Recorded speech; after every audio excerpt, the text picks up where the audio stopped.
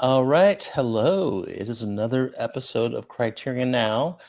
For people on video, I have a There Will Be Blood background. I just needed something. And it's actually reversed. That's not the way the scene is. The fire's on the other side of. Well, actually, we just recently announced a PTA journey, so I guess it's a little timely. We're gonna cover PTA's his 10 films and watch his last one in September when it comes out. So looking forward to that. But anyway, that's not the topic of this podcast. And I am pleased to welcome first time guest, Christian Gutierrez, or Gutierrez. How do you pronounce Gutierrez. It's Gutierrez? perfect. Okay, I Yeah. was almost almost there the Almost first there. time. Oh. Welcome, Christian. And so we've been talking for months now, but I'm very, very pleased to have you. Christian, do you want to introduce yourself? I know you have a podcast, you do some writing, and you're really into film. So what are you about, Christian? Yeah. No, thanks for having me, Aaron. It's a pleasure being here. Yeah, my name's Christian Gutierrez. I was born and raised here in California. It's still where I reside. Been here my entire life. And I'm also the son of two immigrant parents from Nicaragua. So I'm a proud Nicaraguan as well. Nice. Like you mentioned, I'm the co-host of the Reel Latinos podcast with my friends Ismail and Ron, where we spotlight Latin American films and filmmakers. And I also have a Substack newsletter, Finite Cinema Dreams, where I write about classic cinema from Hollywood and beyond, and the cine de oro, like Mexico's golden age. So yeah, excited to be here. Nice. I love Latin American cinema, and I've seen a decent amount. I think I mean, it's all relative to how much shows in America or how much plays. But talking about criterions, I think that there's a. I mean, I'm not going to say great representation of South America, but there's some good selections. So not this month, I don't think. Yeah, no, not this month. But yeah, like for example, Limite is just one off the top of my head. So yeah, Nicaraguan cinema. Are there any Nicaraguan filmmakers? Yeah, I mean it's definitely not an industry that's very well developed in Nicaragua. They did recently, I want to say it came out in 2007. The first film was released called La Oh wow. Yuma.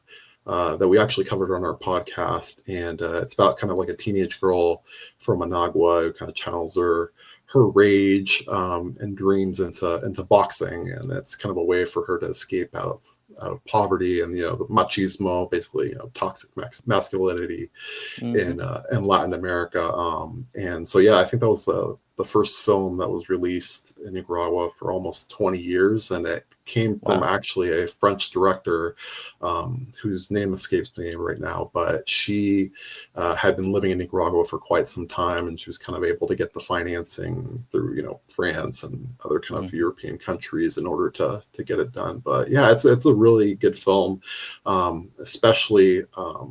It feels very personal, and I mean, it was great to kind of see my parents' home country represented on the big screen, because I visited there a bunch of times. So it's great to kind of pick up Nice. on the lingo and see different locations that I've visited before. So that's great. But that is also one of the reasons why we started our podcast too, is because so often the conversation around Latin American cinema is centered around, either Luis Buñuel, who's Mm-hmm. not He's even Spanish. not he's Spanish, which a lot of people don't. You would be surprised how many people don't know that. And the Mm-hmm. Three Amigos, which again, great filmmakers, but Oh. there's a lot of Latin American cinema out there that still is yet to be Yeah. discovered. And so I think in our most recent season, we finally were able to watch a film from every country, so Oh, in Latin nice. America. So we've been able to cover the complete, the region altogether, and it's been a great experience to kind of see the different traditions and cultures throughout Latin America. Mm-hmm. Because I think here in the United States, there's often a feeling, or we're often kind of portrayed as this monolithic culture and whatnot, but someone who's from Peru or was born in Peru, and their experience is going to be different from someone who was born and raised in Mm-hmm. Mexico, right? They all have different traditions and cultures. So it's been exciting to kind of see that unfold and learn about it more. How novel. Countries are different. I mean, we live in Yeah, the right. United States. I mean, Christian and I share some origins, West Coast origins, but I'm on the East Coast. It couldn't be more different, except for the whole fact of it being America. And so that brings us to Criterion. So first off, it's your birthday today, as we're recording. Probably not when you hear this, but I'm not going to sing, I promise. But what's interesting is we met through Imogen, and of course, Imogen Sarah Smith. Most people know her from her Criterion work, but she's also part of our platform. And today's your birthday, but last year Imogen podcasted with us on my birthday, and we kept her way too long. Sorry, Imogen. But we had a great discussion. I actually just talked to her this week. She's really excited about the upcoming Powell and Pressburger class, and I'm excited to have you in that, and a lot of other people.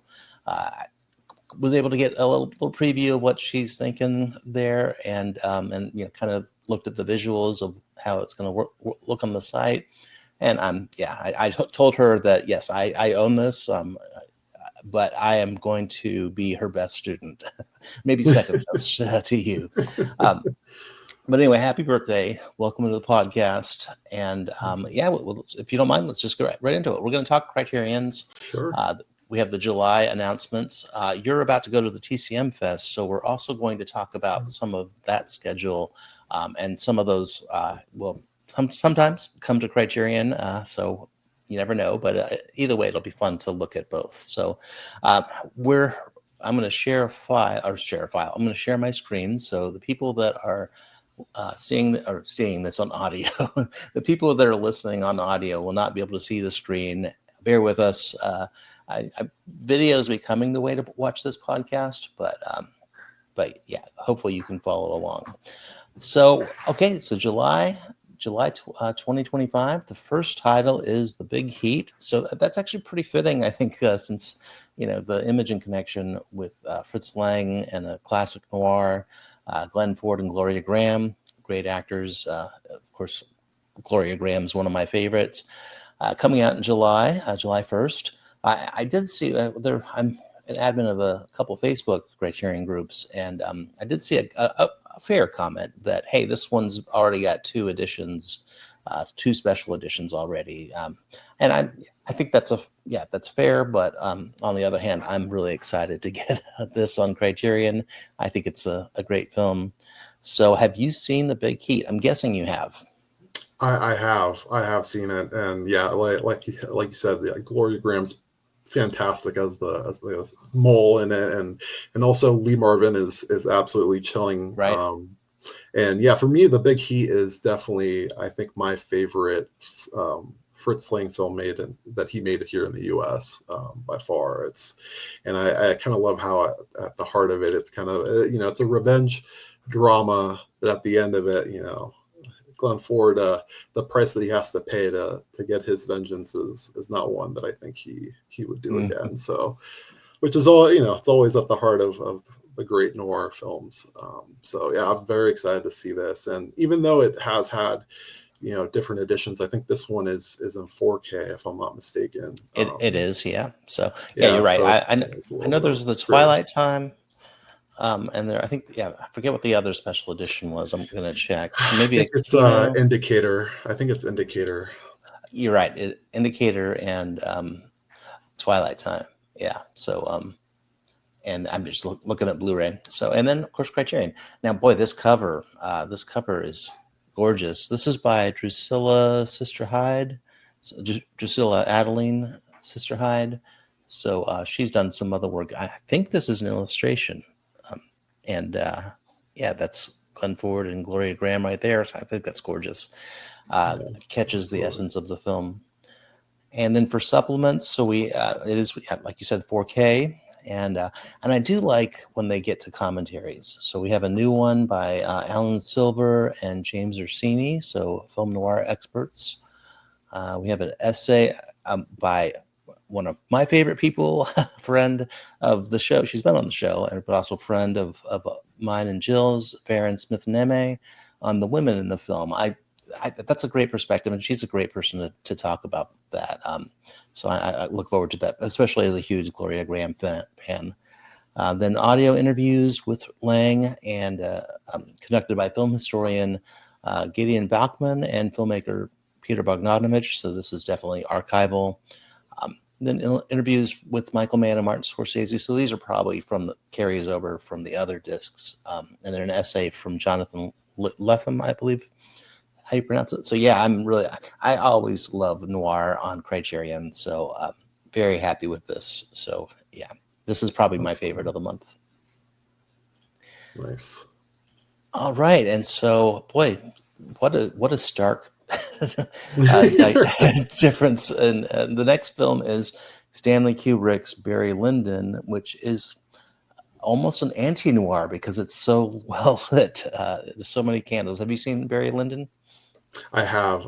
It's one of the first Stanley Kubricks I think I ever watched was Barry Lyndon, and it was the Criterion edition on Blu-ray. So excited to upgrade this, definitely. Yeah, I'm just scrolling through the photos here, and this is one of those every frame a painting kind of movies. Right. In fact, the photos here don't really do it the justice. I love the landscape shots. This is a battle here, and then the candles. Yeah, there are so many candles, more candles than you can ever be prepared for. Here's some more on the trailer, but yeah, and so this is a 4K upgrade, and it looks like, well, not based on this image, but it looks like on their promotional images, I think it's going to be a digipack. So some people like that packaging, some don't. I guess you could, if you don't, you could always keep your old disc. You can probably buy it for cheap now too, since it's upgraded. So, and then just put the disc in there. So yeah, 4K. The movie is going to look amazing in 4K. I think it's a no-brainer for me to upgrade. I don't always upgrade them. Do you own the disc, or do you just? Yeah, I own the Blu-ray, but like you said, it's definitely a no-brainer upgrade for me as well.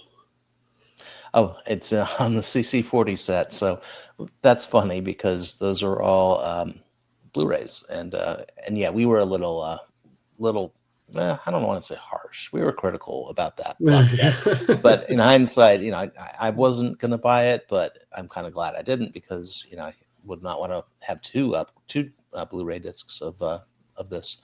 So looks like these special features, I won't read them. Looks like they're the same as what's on the Blu-ray. I will say that the interview with Leon Vitali it was great. I remember that from the Blu-ray. And he had a documentary about working with Kubrick. I want to say it's on Netflix. The name's escaping me right now. It's something like Filmworker, maybe. Filmworker, yeah. I think it's Filmworker or something, yeah. And so, Kubrick is a kind of an enigma. And Vitali worked with him really. Well, he was an actor in this film, but then worked with him on most of his other films in some capacity. I guess probably was the closest thing to like an assistant to Kubrick. And one time, I don't know if you heard this episode, we got to talk to Matthew Modine and he talked about Full Metal Jacket. And I'm trying to remember. I think he talked about Vitali on that, but yeah, because they're both photographers too, and so is Modine. So yeah, Barry Lyndon, that's exciting. I think a lot of people have been hoping for that to be upgraded. So now it is. And moving right along, July 15th, we have The Adventures of Antoine Duanel. So that I would say that The 400 Blows by Francois Truffaut is extremely well known, probably one of the most well-known films, not only of his filmography, but the entire French New Wave. I think a lot of people don't realize that this is actually an early franchise. So, yeah, when we complain about Marvel films or whatever franchise, the French New Wave did it too. So, 400 Blows, Antoine and Colette, Stolen Kisses, Bed and Board, and then Love on the Run. So I am a big fan of these films. But Christian, have you seen any of these? And are you a New Wave fan? French New Wave? I've only seen the 400 Blows. And as far as a French New Wave fan, I've turned onto it I was scared at first because the first film I ever watched from the French New Wave, this might have been a few years ago when I was just really thinking about film seriously. I watched Hmm. Breathless, Oh, and I was not, I mean, I know how influential it is, but it was a little bit cold for me, and so I got kind of scared and didn't keep going on the French New Wave journey. But luckily, I did take a class with Professor Smith recently, and so I've been able to kind of see some more of the French New Wave, and I've definitely come around to it, and it's definitely have found out that Breathless isn't necessarily the representative of all the artists in that wave. So yeah. I mean, it's funny that you say that because Breathless is it's turned so many people off of the French New Wave, yeah. whereas the 400 Blows is a great story. It's really a coming of age story. And if you know, I mean, you probably studied from Professor Smith, we'll call her. um, uh, Truffaut, he was a critic. He had that famous essay about a certain tendency in French cinema that basically trashed everything, just about everything that came before him. And then he ended up making films just very much like what he was trashing. I'm not here though. 400 Blows was very much an original film. The franchise is good. Now we get to see the actor Jean-Pierre Lode. I could never pronounce that correctly, but he was a child actor for the 400 Blows. But what a find! I'm sure you remember from your viewing, and we grow up with him. So if you watch French cinema, you'll watch him age, and so this is the starting point of that. And he's become one of the French treasures as far as acting. So this he's done a lot of work in the 70s. I mentioned Francois Truffaut's Day for Night. He's worked with Rivette. So all sorts of directors, and I think he actually worked on some late Godard films. So I know that's probably not exciting to you, Christian, but or even me, to be honest. I'm not a big Godard fan. But yeah, so we have the five films. So the one thing I remember here is they tend to they're all good quality, but they tend to get a little, I don't want to phrase it, worse and worse, less good maybe. um, and I think probably the one that's most critically or critiqued, I should say, is Love on the Run. So, and as you can just see, it's 9 years from Bed and Board. I still like it, but it's definitely a different type of film. And really all of these, they can't just remake 400 Blows. So they're, and I appreciate that they don't try. But I do recommend this. It is on 4K. List price is 125, so going to be 60, $70 in the sale. But I can speak from experience. I watched this a few times, and so the Les Stones is a short film of his, and there's a commentary. There's also two commentaries, and now there's one with Brian Stonehill, and the other one is with Robert Lachenet, which is I remember that commentary is in French, so you will be reading the commentary on subtitles, which is really interesting. You don't see a lot of those. Um, then we have Serge Tubiana. That's probably wrong. Two film essays or video essays.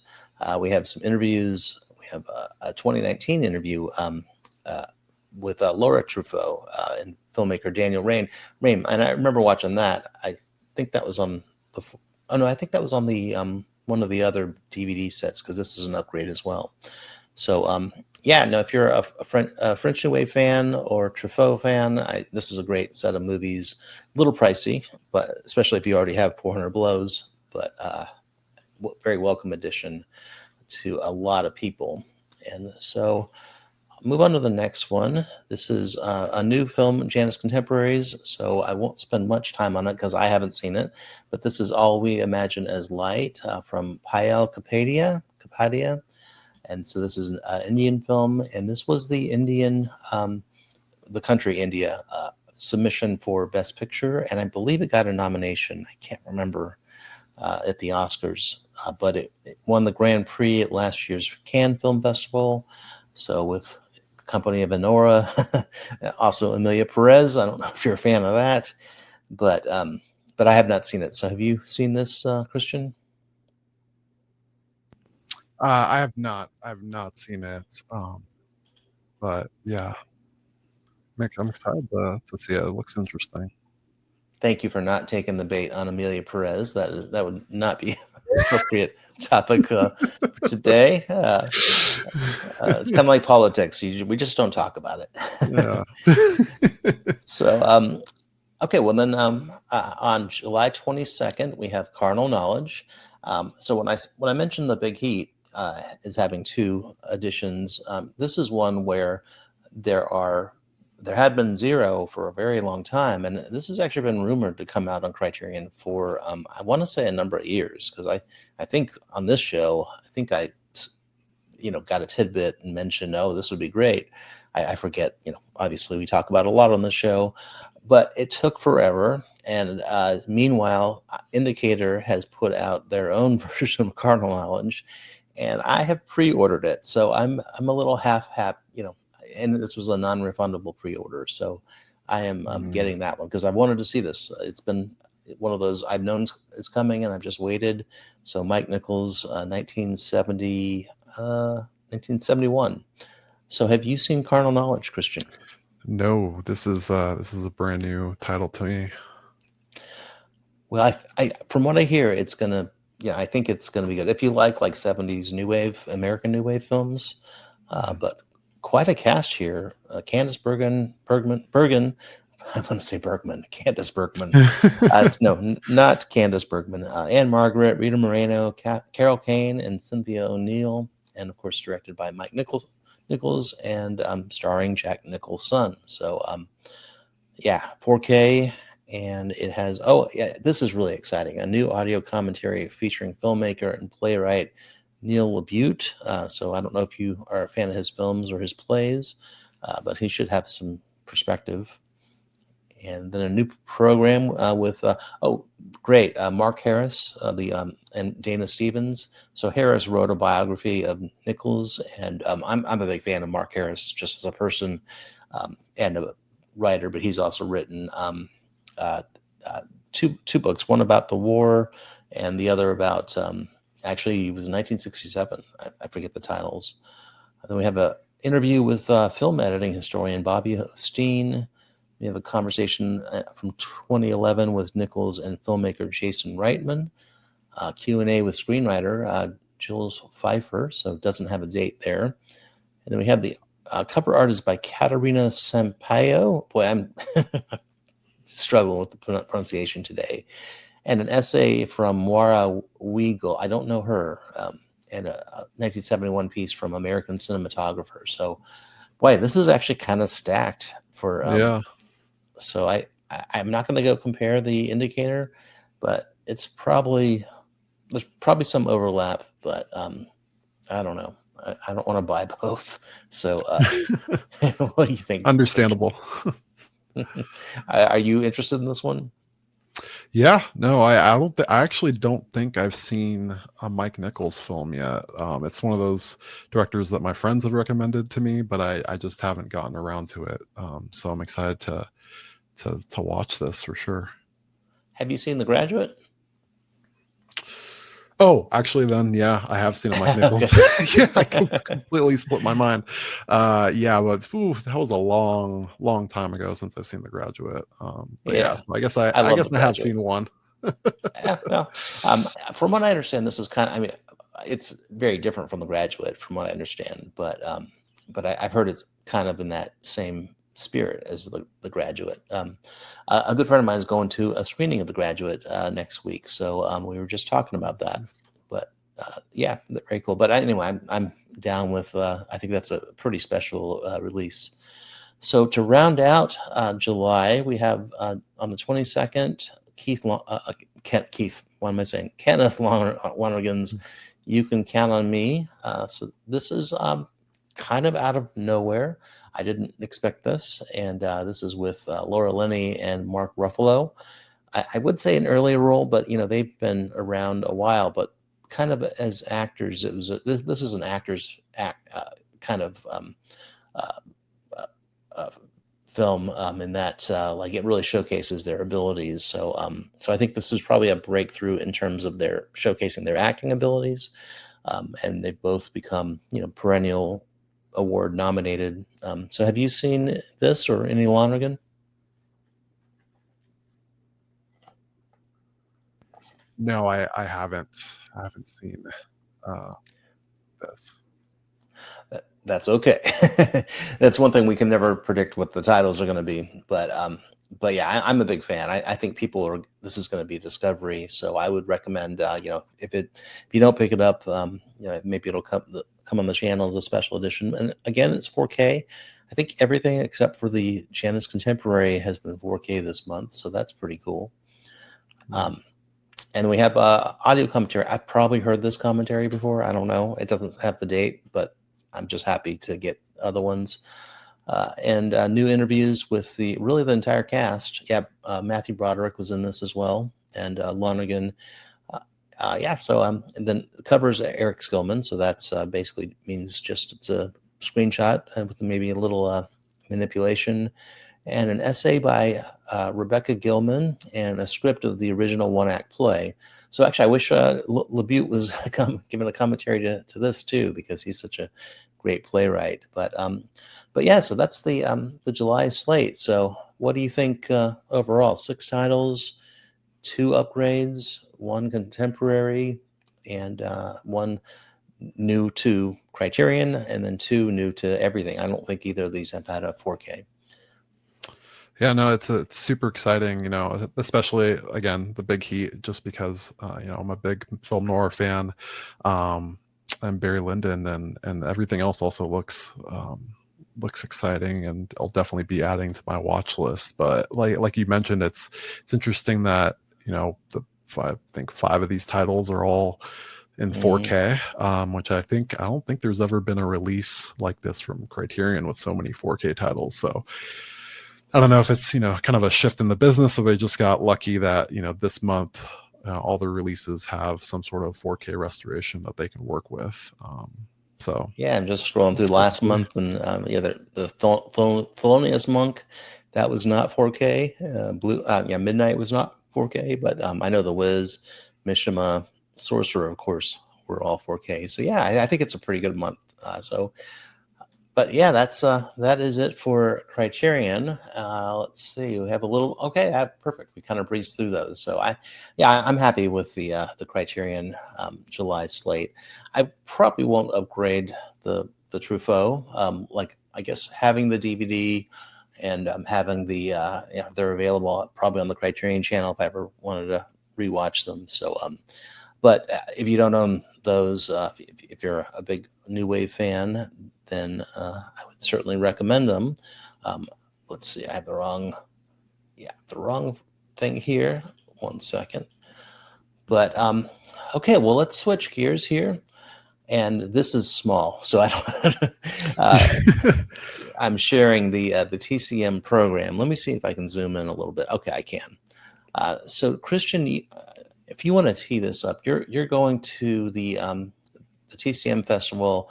We're recording this on the 17th, so it'll be a week from today. Now, I don't know if I'll have I'll try to have the episode out before TCM Fest begins. I don't know if it'll be tomorrow, but you're going next week. Yeah, I'm going next week, and it starts on Thursday, I believe. I think the opening ceremony is like at 5 p.m., but they typically have, I think, I forget the podcast that Ben Mankiewicz does, but they usually do a special like podcast recording the day before as well with a celebrity guest. So that should be interesting. But yeah, like you're kind of showing there, they have that Meet TCM and I think So You Think You Know Movies. I've never been to, but I know that's like a trivia game. Yeah. Classic film fans, which is always I've heard is really nice time. And yeah, I'm just excited to go. This is my 3rd time going. Oh, cool. So I've been the last 2 years, and it's always a great time, especially connecting with other classic movie fans, especially because at least here in Sacramento, it's kind of hard to find as many and so it's always nice to get in line and interact with folks, and I've made a lot of friends that way. So it's always great to be back at the TCM Film Festival. That's very cool. Well, as you know, my partner in crime, Jill Blake, has been there numerous times, and she's a former employee of TCM and Filmstruck, actually going way back. In fact, I remember just the other day talking to Imogen, and she mentioned a Filmstruck thing, and I was like, "Oh yeah, well, probably Jill had her hands on that." But yeah, I've never been, so I'm envious. But I feel like I've been because I've talked to so many people who have, including Jill. And by the way, I didn't mention at the beginning of the show, but Jill is still on medical leave, but I think she'll be back probably for the next episode. I'm sure she would have loved to meet you. We'll get another chance, so maybe we can actually recap some of this. But yeah, I'm sharing the program. So yeah, there's the welcome reception, and as you mentioned, so you think about movies, and I do think I know movies, but I am willing to bet that it probably gets super competitive, and I don't know if I'd Oh yeah. be up for that. I do Google stuff too. I mean, when you've seen thousands of movies, your brain Right. just gets full. So anyway, I'm going to look at the schedule here. One of the things is there's going to be Criterion titles on here, and there's going to be that exists. So I'm just looking here, and Blithe Spirit is already on there in the collection, and I think that's the only one. But then HUD in the evening program is a Janus title and a Martin Ritt film. So that is a potential coming to the Criterion, and there'll be some others that coming to Criterion, and some we won't know about, so if we get surprised. But often this festival plays the restorations that, as we just looked at, will be 4K, special edition, collector's edition, in the year or years, months, maybe sometimes to come. So yeah, just looking at the first day here, I see Star Wars: Empire Strikes Back, Suspicion, Suddenly Last Summer, Mamma Mia, Poolside, okay. Mothra, HUD, as I mentioned, Blithe Spirit, David Lean, Pat and Mike. So we can just talk through your schedule too, which ones you're planning to see, or the tough cuts. Yeah, I don't know. I'm still debating what I'm going to do with the first movie, because I haven't seen Suddenly Last Summer, and I've been wanting to watch that for a while, but I have a suspicion, not pun intended, that Eddie Muller is going to be introducing Suspicion. And last year I had such a good festival, and my first film was White Heat, and he introduced it. So it's like, I feel like I have to make it a tradition now that I have to start with an Eddie introduction. So I might go Suspicion, or I might go I might go Suddenly Last Summer. That's still up in the air. Do you have any recommendations on which one I should go for? Yeah, I do. I always have opinions, but this one, I mean, so no disrespect towards Suddenly Last Summer, but sometimes it's not as advertised. Like it's kind of more melodramatic than you might expect. Okay. So I don't know if that would if that would put you in the TCM Fest mood. I mean, it's a good movie. I wouldn't call it a great movie. The the scene that is often used on the beach, for promotional, or the ones that show up in montage, is a very short scene and a good scene, but it's, I think, towards the end of the movie. So Suspicion, I mean, you can't go wrong starting out with Hitch. Frankly, I would say Star Wars too, but I'll call Eddie, see if he's going to be there that early. Yeah, we shall see. But yeah, and then after that, yeah, I think we're discussing beforehand.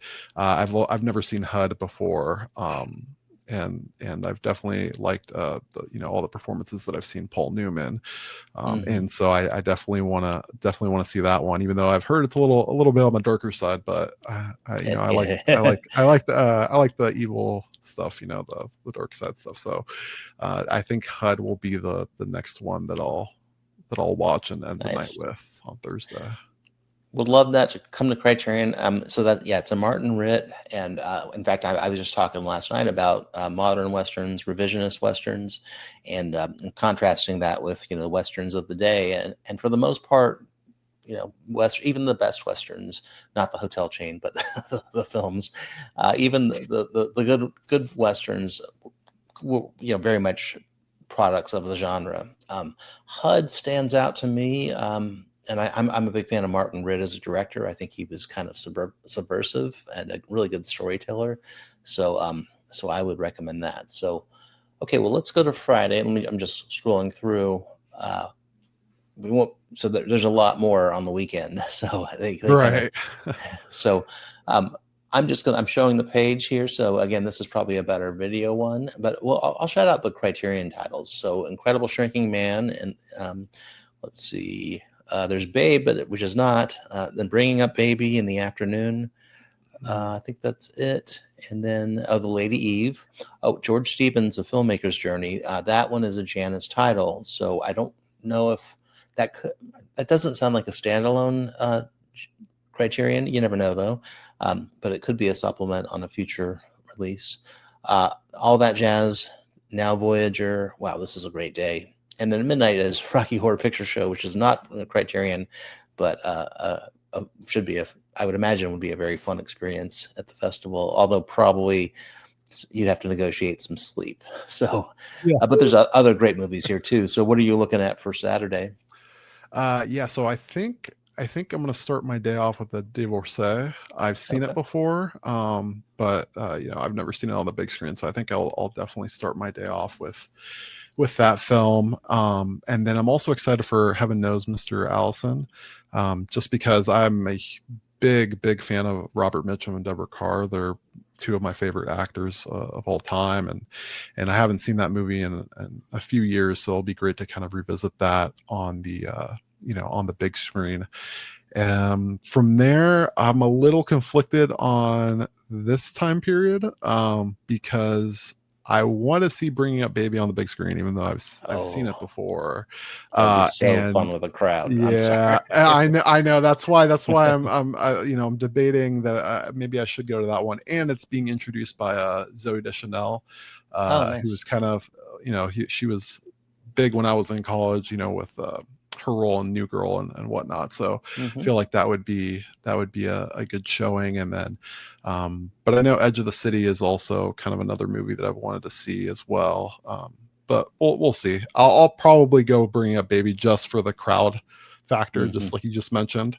And then that next row, I mean, it's tough because the Lady Eve is also going to be great with a crowd, and it's being introduced by Bill Hader, which would be cool to kind of see him. He's a huge fan, Sturgis fan. Yeah, that'd be great.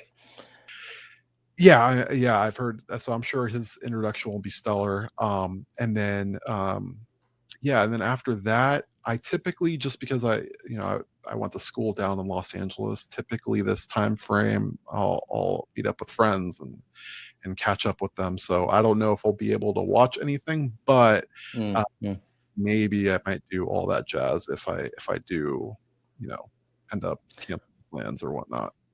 2 screwballs and a I would say a dark musical. Yeah. a great film. And really, I think there's also Now Voyager, as I mentioned, The Last Dragon. Right. So American President, I don't really see that as classic, but I guess I guess for me, anything after 1990, even Misery for the afternoon slate, I look for like the classic Hollywood. So, I'm the same way, but TCM has definitely started to skew towards showing a little bit later films from the 80s and 90s, which is great. I mean, if more people go to the festival, that's awesome. But yeah, I'm the same way. I skew more towards the stuff pre 1975. I would say my film knowledge after post 1975 is not as great as pre 1975 for sure. I think that's very cool. Actually, I would wear that as a badge of honor. So looking at Saturday, the 26th. First off, I want to shout out. There's a conversation with Michael Schultz. So he's a friend of the show, been on the show before. Actually, he was on the Sin and Journeys podcast. But actually, I cited him in the book. He had a really good, really cool thing I won't share yet. But in my A24 book, of course, he wrote a book about the Oscars. Now, I didn't cite that. I might cite it at some point, but he did an interview with somebody that I really loved, and that is in the book, or a quote from him. But anyway, so yeah, okay. Well, looking at Saturday, 9 a.m. Ben Hur is. I don't Mm, know about that. Uh, yeah, it's that might put your butt to bed, especially if you go to Rocky Horror. But I guess you won't be. There's Daisy Kenyon, Monty Python and the Holy Grail. Let me look for the Criterions. So we have Mildred Pierce, of course, great movie. And we have Corda's The Private Life of Henry VIII, which is also a Janus Films title, but that's on an Eclipse, which I think the Eclipse series are going out of print. So maybe this. I don't think that's a big enough film. I say that now. You never know. There might be fans. I don't remember much about it, but I've seen it. Then the afternoon slate, again, even 85 Back to the Future does not seem classic, but it is classic, I guess. But To Be or Not to Be jumps out to me there. The Lubitsch. Then the evening, interesting. We have The Freshman, so that's on Criterion. Harold Lloyd, Jaws. So August. For No Angels is one I like. Then Morocco, that's a Sternberg, so that's a great one. Birdcage. In the evening, we have Gunfight at the OK Corral, Blade Runner. Oh, we have The Wiz, so that's a recent Criterion release. A Guy Named Joe and Animal Crackers. Oh, and then wow, midnight screening is Wild at Heart. So that, I don't know. I think I would sleep through Ben Hur and game plan the late night. So what are you looking at for Saturday? Yeah, I think I'm gonna do. I think I'm gonna start my day off at the Egyptian Theater with Daisy Kenyon. That's a film that I've never seen before, but it's going to be presented in nitrate, which Oh, I've seen right. a couple of. I've seen a couple of nitrate films before, which is all So it's always a great time to kind of see that, especially just like from watching it. It's almost like you're watching liquid move on screen. It's a totally different experience. Mhm. And then from there, I think I'll do Mildred Pierce. I feel like I have to see that slap happen in a crowded theater for sure. So I think those are the two that I'll do, and then after that, I think I might do To Be or Not to Be. I'm not sure, but I also want to watch Gunman's Walk, because I Mhm. think that's a new restoration. It's Phil Carlson, who's also done a lot of Oh, nice. film noir, as far as Kansas City Confidential and whatnot. So I think that one's going to have kind of, it might be considered noir western. I'm not sure. I'm definitely Mm. of the opinion. Uh, I like films from westerns that have kind of like a psychological slant to them. So that one might be one worth watching in that time period. And then after that, I think I'm going to go with. I'm so glad to hear that you like Were No Angels, because I think that's the one that I was going to do in that time slot.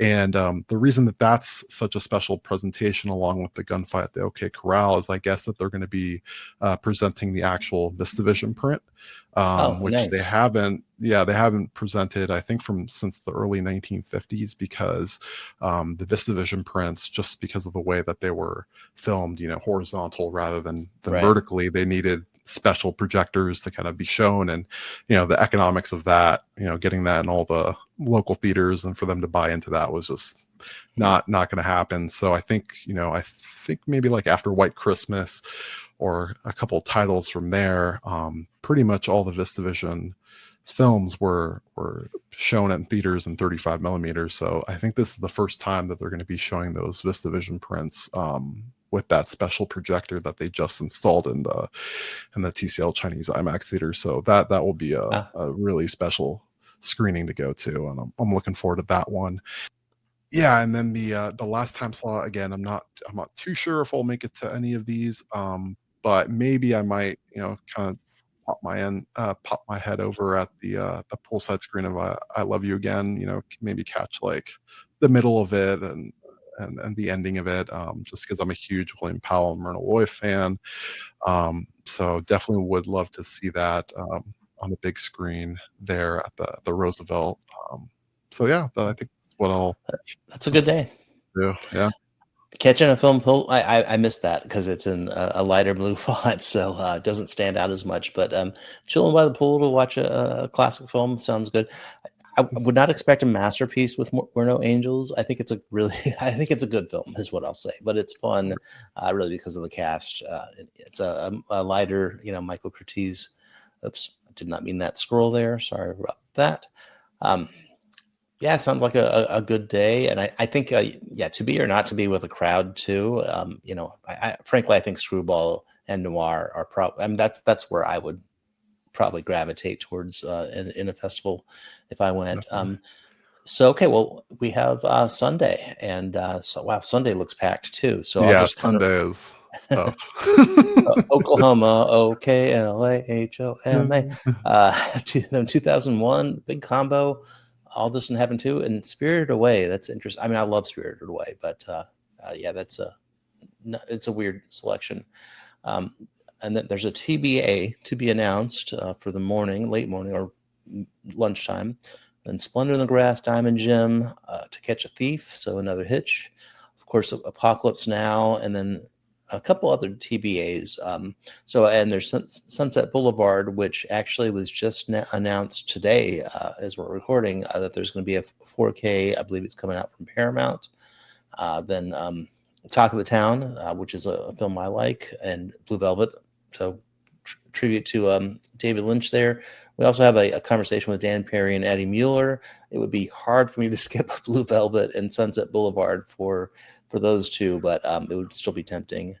Then the afternoon that's announced, we have Fantastic Voyage and The Ritz. And then in the evening, we have Heat, Bo Guest, I think it's how to pronounce, Take Me Out to the Ball Game. We have quite a few to be announced too. So I don't know if the conflicts will be settled yet. And then there's the closing night party. So if you're going to go to that, I'm sure that's a good gig. So which ones look attractive to you, Christian?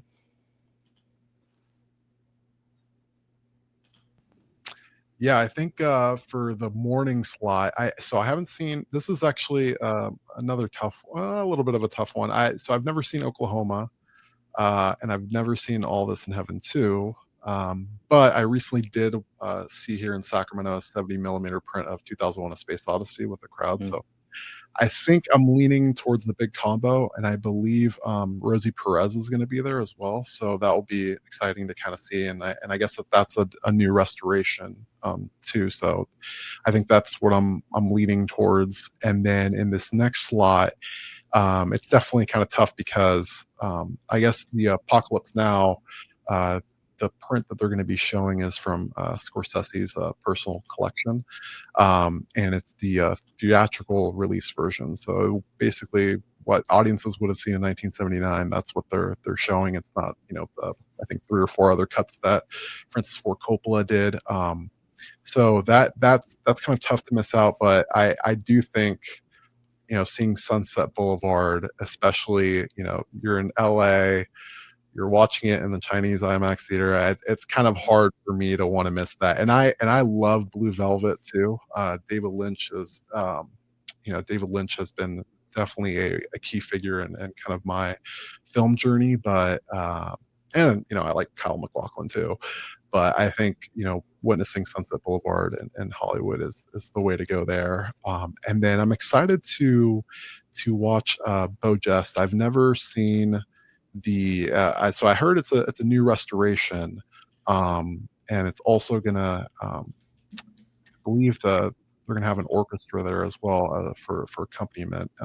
But I've never seen either version because I know that I think there's 2 versions, or this one and one with starring Gary Cooper, and I think it's directed by William Waldman. But Yeah. Yeah, but since I've never seen the story, I definitely want to check that out. And I had such a good time last time I went to a silent film at the TCM Film Festival. I think my first one I ended with Clash of Wolves, which I don't know if you've seen, but it's the film starring the famous German Shepherd Rin Tin Tin, who is basically pretty much salvaged Warner Bros. And kept them afloat in the 20s, and that was a great time to and a great way to end my festival. So I think, ending with a silent film like that, especially with a live accompaniment, which is so rare for me to kind of get out in this area, is the way to go. And I know that to be announced, what they usually do is for any films that fill up in the previous days, that they had to reject people from getting in or whatnot, they'll usually fill in and reshow those films during those periods. So in case someone Nice. really wanted to watch something, they'll typically put them in those time slots, which is always nice. Nice. So yeah, conflicts are tough as it is, but they're only going to get tougher if you missed first. Well, I think these are great selections. And yeah, if you've seen 2001: A Space Odyssey, I have not seen it in 70 millimeter, but I've seen it in theaters, and just that is a great experience. Yeah. But if you've seen it, Oklahoma, it's fine. I'm not going to trash it. I don't hate it. I don't dislike it even, but I probably wouldn't prioritize that. The big combo, since Jill is not here, because Cornell Wilde is in the lead, I'll just channel her and say that I think she would say this is good despite Cornell Wilde, because she always says that he has a very punchable face. I can't really disagree with that. Splendor in the Grass is a good film too, but Apocalypse Now would be fun. It sounds fun. Sunset Boulevard, I agree. You can't miss that. That sounds like basically the one film that jumps out from this entire schedule here that I'd want to see. I'm a little biased. I've studied Sunset Boulevard, but so have a lot of people. And then, Beau Jest, I guess I did mispronounce it. I forgot about The Wellman with Gary Cooper. So I did not know that was a remake of a silent film. And then Take Me Out to the Ball Game. That could be fun too. But I guess the TBAs might be pretty competitive there. Nice TCM Fest. So I'm a little jealous. But and before we leave, what's your background? Can't place that shot. Oh, this is from I Know Where I'm Going. I thought it might be. Yeah, Okay. yeah. Though I for me, the most beautiful cinematic kind of visual in any movie is the ocean. So if a movie has an ocean, I'm halfway there to liking. Nice. Well, so when Jill watches or listens to it, well, I guess watch, she will be very happy because that's her favorite, Powell and Pressburger, and it does not have a 4K or any sort of release, yet. Knock on wood. Let's hope maybe some point, but probably we just heard the July releases, so definitely not in time for the class. But that's one that we always are wishing for. I think it's great too. I love the ocean. I love that kind of romance story. Really character oriented. So look forward to what, I said Professor Smith, what she says about it next month. But Christian, great talking to you. Have a great time at TCM Fest, and enjoy the rest of your birthday. I appreciate you spending some of it with me, and catch a couple flicks later. So before we wrap up, do you want to just tell people where to find you, like social media? Do you do any of that? Aside from the podcast, basically for the podcast, all the social media is at Reel Latinos, on Twitter, Blue Sky, Instagram. So you can definitely follow us there. And then for my Substack, I also do have an Instagram and Twitter, Finite Cinema Dreams, except I think on Twitter it's Fin Cinema Dreams. I got cut off there. So that's the only slight difference there. And you can also find me on Letterboxd. Also, I think it's also Fin Cinema Dreams as well. So feel free to give me a follow. I'm always looking to get more followers who also love classic movies as much as I do. So nice. I'll definitely look forward to that. Yeah, Letterboxd for me is a little overwhelming. I love it. I know we follow each other, and I think I've seen you on a couple of those. When I see the friend reviews. I will put as many links as we can in the show notes here. But great talking to you, Christian, and really enjoyed this. Yeah, likewise. Thank you, Aaron.